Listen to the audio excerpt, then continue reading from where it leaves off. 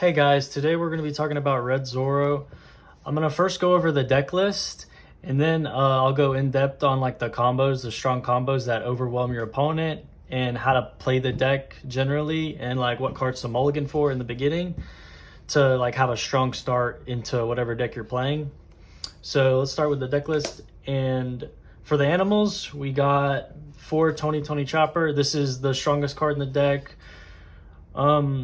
It's what makes the deck really good. It's on play when attacking, you get to cheat out an animal body, so you can just have a bunch of different swings, a bunch of different like 5 pokes, 6 pokes.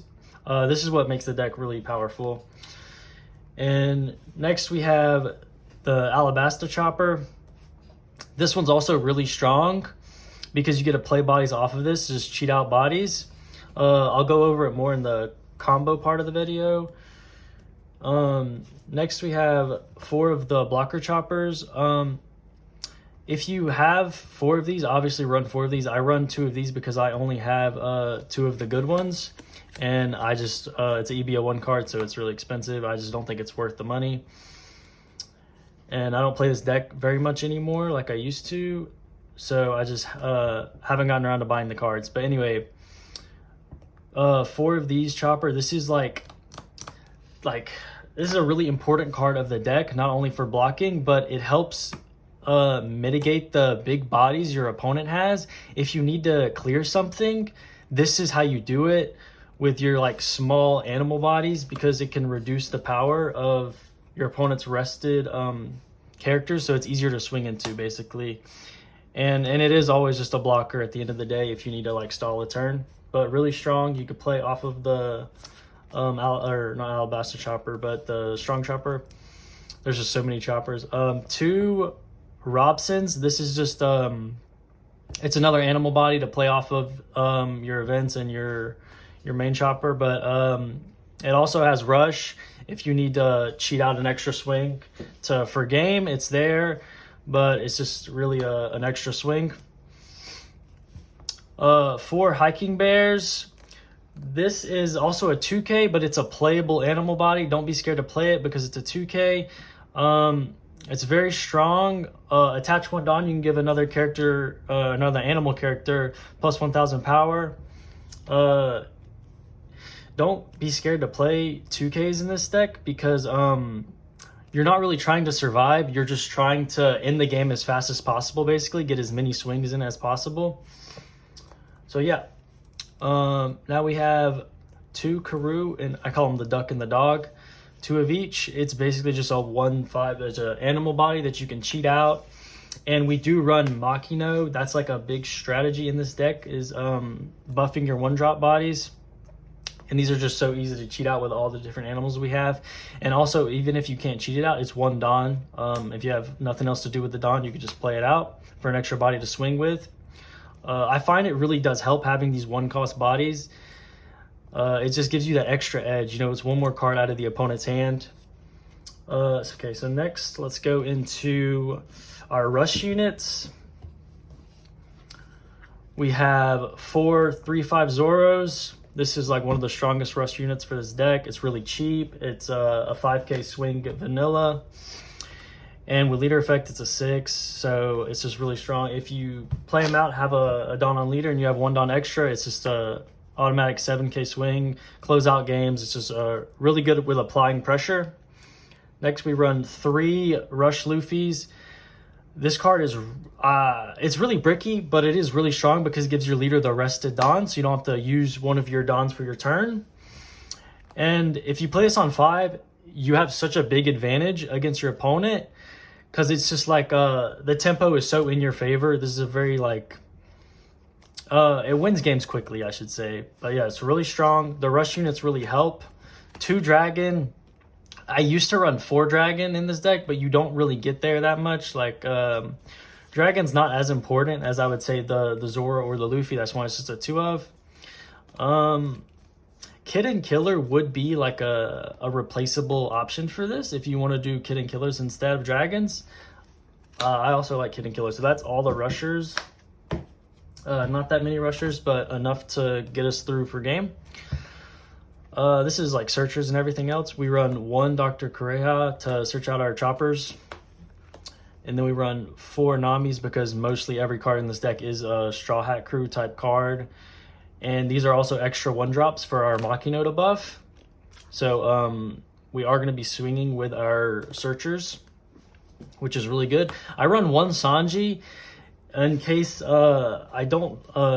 in my starting hand, if I don't find this on 3, Sanji's an alternative mood that's really strong to play on 3. So I run 1 of that card, but it's not an animal, but it is searchable, so it's not bad.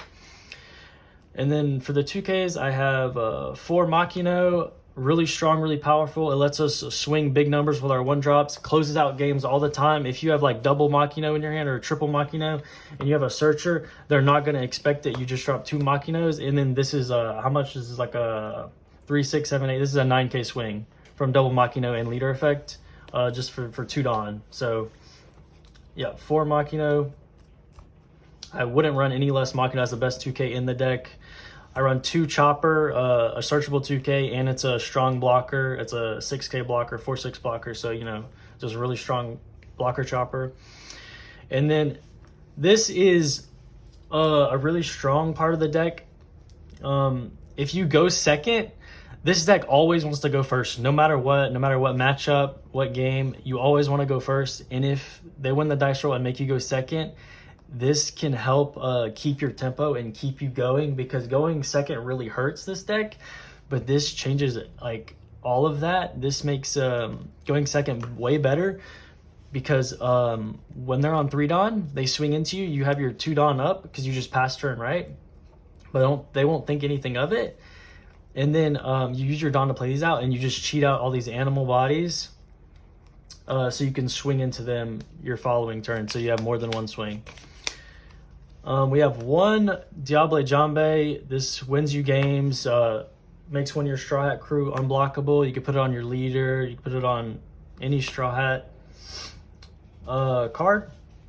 It's just unblockable, really strong. And then I switched this out I switched out Mulligan for this when it came out.